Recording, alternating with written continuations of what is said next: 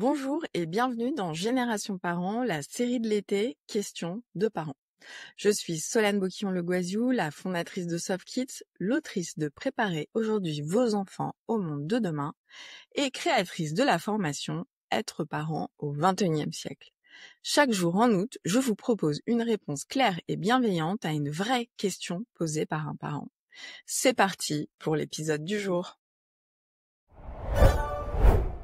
On a un parent qui nous dit « Mon enfant a des difficultés à se concentrer en classe et ne tient pas en place. À partir de quand je dois consulter un neuropsychologue ?» Et d'ailleurs, quand est-ce qu'on se dit je vais chez un psychologue ou chez un neuropsychologue? C'est pareil, hein. C'est-à-dire que neuropsychologue, c'est une. C'est une spécialité? Je sais même pas si c'est vraiment reconnu neuropsychologue. C'est un terme.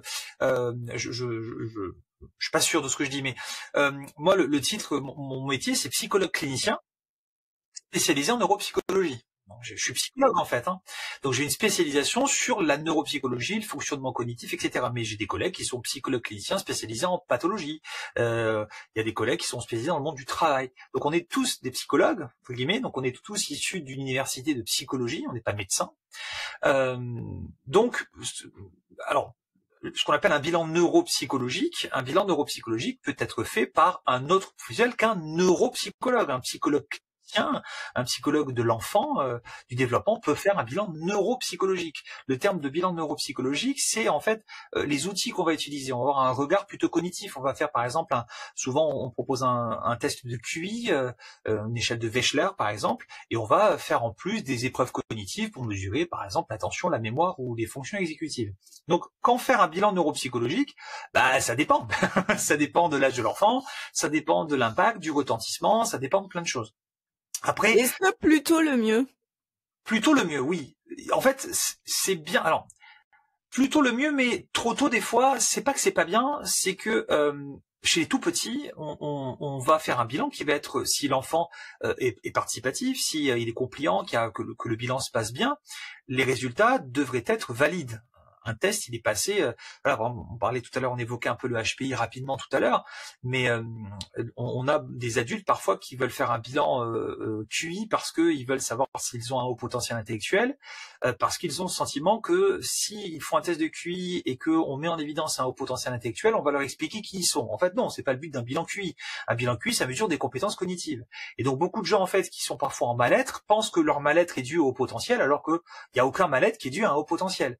Et ça, c'est important de rappeler, de matraquer les gens sur ça, c'est que il y a des adultes qui sont pas bien dans leur vie pour X ou Y raison, ça peut être des problèmes personnels, de dépression, peu importe, et donc ils font un bilan, ils sont HPI, mais c'est bon, c'est le HPI qui explique mes problèmes, mais jamais en fait. Le HPI n'explique pas les problèmes des gens. Et il faut rappeler que si les gens arrêtent leur démarche de recherche pour savoir pourquoi ils vont pas bien juste parce qu'ils ont un HPI, ils risquent de passer à côté de la vraie cause de leur mal-être. On appelle parfois l'erreur de surattribution. Donc ça, faut faire attention sur ça.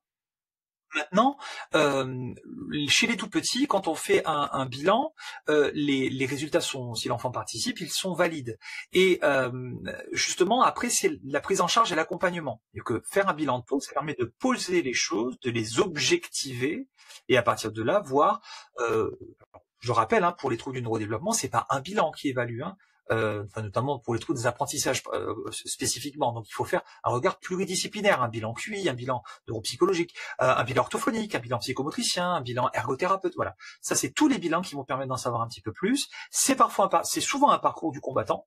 Ça prend du temps, les délais sont très très longs. Ça coûte cher, mais ça permet de mettre des mots, et une fois que les mots sont mis, éventuellement d'amener après à poser un diagnostic, et après de prendre en charge. Donc, il est jamais trop tôt. Si on enlève tout l'aspect contextuel de temps, de coût, etc., je pense que plus tôt c'est fait, mieux c'est quoi. J'ai une petite question sur les médicaments parce que du coup, si on revient sur la comparaison France-US, aux US, c'est tout à fait normal si l'enfant en a besoin, même quand t'as pas de exactement, et d'autres molécules. Mais en France, j'ai l'impression que c'est un gros tabou. Qu'est-ce que tu préconises, Fabrice? C'est quoi les D'ailleurs, c'est plus remboursé chez l'adulte, la Ritaline, il me semble. Alors, si je suis bien sûr de ce que je dis, si depuis quelques années, c'est à nouveau remboursé. Ok. L'autorisation de mise sur le marché, Et alors, retourner. à vérifier, mais de mémoire, si le diagnostic, il y a quelques années, si le diagnostic de TDAH était posé après l'âge de 18 ans, les médicaments n'étaient pas remboursés. Mais ça a changé depuis quelques années. Mais maintenant, si c'est remboursé pour tout le monde.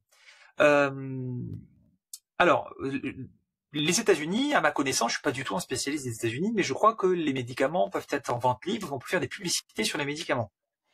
Alors, ils sont pas en vente libre, mais il y a de la publicité, mais c'est pas en vente libre. Il faut une prescription. Ils te les donnent 30 jours par 30 jours. Donc, c'est très régulé, c'est quand même hyper encadré.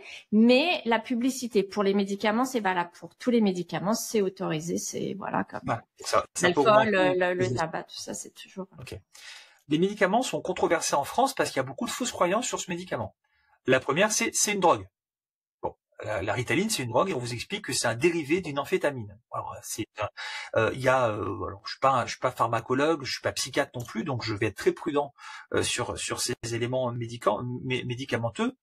Je rappelle aussi que je prescris pas de médicaments, je ne suis pas médecin. Mais c'est pas une amphétamine, la Ritaline, enfin le méthylphénidate, les psychostimulants sont pas des amphétamines. Maintenant, on présente ça comme une drogue et beaucoup de parents ont peur de proposer ce médicament à leurs enfants parce qu'ils pensent que c'est une drogue. Or, c'est un médicament. Alors encore en France, parfois, on a des prescriptions qui l'arrêtent le week-end et les vacances scolaires. Je connais pas une drogue qu'on arrête le week-end, ça n'existe pas. Il n'y a pas de sevrage.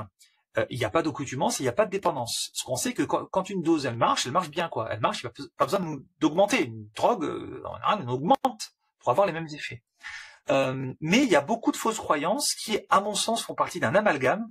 C'est que c'est toujours la question du surdiagnostic. C'est-à-dire que il y a des enfants, effectivement, qui peuvent avoir un diagnostic de TDAH peut-être fait un peu trop rapidement, sans véritablement questionner les autres hypothèses diagnostiques, avec une prescription médicamenteuse qui peut être rapide. Et dans ce cas-là, parfois, ça va pas nécessairement répondre à la problématique. Mais si l'enfant après il arrête la médication, il n'est pas devenu fou. En fait, il est comme avant. Donc, ce qu'on sait, c'est que les effets secondaires de ce médicament, déjà en médecine, on n'a jamais mis en évidence une preuve d'effets secondaires graves. Les effets secondaires qui sont les plus reconnus sur ça, c'est la perte d'appétit. Donc, on suit l'enfant. D'accord, il faut accompagner l'enfant. On peut avoir un retard à l'endormissement. Donc l'enfant va dormir plus tard. Voilà. Donc palpitations aussi. Comment? Palpitations, moi j'avais beaucoup les palpitations le matin. Alors c'est pour ça qu'en général, quand il faut faire, avant de prescrire le médicament, il faut faire un électrocardiogramme et il faut aussi faire une prise de sang chez l'enfant pour justement s'assurer que d'un point de vue cardiaque, il n'y a rien. Après, la plupart du temps, c'est un médicament qui est extrêmement bien toléré par les enfants. La majorité des parents disent souvent ça nous a changé la vie. Mais attention, le médicament, c'est pas la réponse à tout. C'est-à-dire que c'est pas, il a un TDAH, médicament, et puis on arrête, quoi, c'est fini. Non. Le médicament, de toute façon, déjà, il est en général pas en première intention. On voit que, en général, il rentre en troisième intention. D'abord, on fait de la psychoéducation. Et il faut rappeler que la psychoéducation, c'est central. C'est-à-dire qu'il faut former les gens. Il faut expliquer aux gens, aux familles, ce que c'est que le TDAH. Je parle du TDAH, mais ça peut être pareil pour l'autisme. D'abord, on sait que quand on forme les gens, quand on forme les enseignants, quand on forme les gens sur ce que sont les troubles, ça permet de mieux comprendre ce que c'est et au quotidien que ça se passe mieux pour la personne porteuse du trouble. L'enfant, quand le prof il sait ce que c'est qu'un TDAH et qu'il voit son élève qui a un TDAH, ok, il tolère mieux, il est plus patient. Ça améliore aussi les relations intrafamiliales. Quand les parents comprennent un petit peu comment fonctionne leur enfant, ça améliore les relations. Et on sait que le TDAH, en fait, il fait que réduire les symptômes. Il réduit l'impulsivité, il réduit la dysrégulation attentionnelle, émotionnelle, voilà. Mais l'enfant, il va pas être plus intelligent, plus puissant, plus fort, etc. C'est juste que ça va réduire les symptômes. Donc, surtout, c'est l'accompagnement. Après, on met en place des choses, des thérapies cognitivo-comportementales, de la guidance parentale si besoin, voilà. Il y a d'autres choses à mettre en place. Mais le médicament, c'est pas la réponse à tout. En tout cas, de dire que c'est une drogue, c'est pas vrai, c'est pas une drogue. Et chacun son rapport aussi à la Ritaline, parce que moi j'ai vécu 3 ans avec. Ça dépend ce qu'on fait, ça dépend de la période de la vie. Moi je l'ai prise à un moment où je reprenais mes études de jeux vidéo, où je passais mon permis, donc c'est des périodes où j'avais énormément besoin de mon attention. Par contre, je l'ai aussi arrêtée parce que moi je la vivais comme une camisole psychique.